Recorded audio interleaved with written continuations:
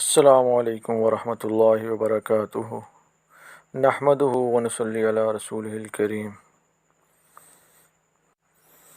نبی کریم صلی اللہ علیہ وآلہ وسلم کے بعد حضرت ابو بکر صدیق رضی اللہ تعالی عنہ کے دور خلافت سے لے کر ہمارے دور تک امت کا اس بات پر اجماع اور اتفاق رہا ہے کہ جس طرح توحید و رسالت اور قیامت و آخرت اور قرآن مجید فرقان حمید کے کلام اللہ ہونے کا منکر، پنجگانہ نمازوں کی فرضیت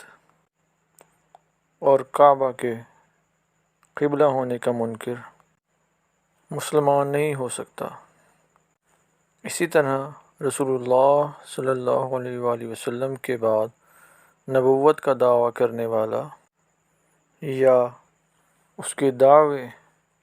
اور دعوت کو قبول کر کے اس پر ایمان لانے والا بھی مسلمان نہیں ہو سکتا، کیونکہ رسول اللہ صلی اللہ علیہ وآلہ وسلم اللہ کے آخری نبی ہیں، ان کے بعد کوئی نبی نہیں آئے گا۔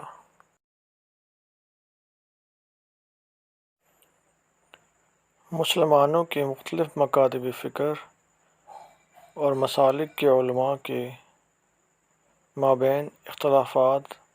اپنی جگہ پر، لیکن نبی کریم صلی اللہ علیہ وآلہ وسلم کے آخری نبی ہونے پر سب کا ایمان ہے اور یہ سب کا اتفاقی مسئلہ ہے، اور اس پر سبھی مسالک اور مکاتب فکر کے علماء متفق اور متحد ہیں۔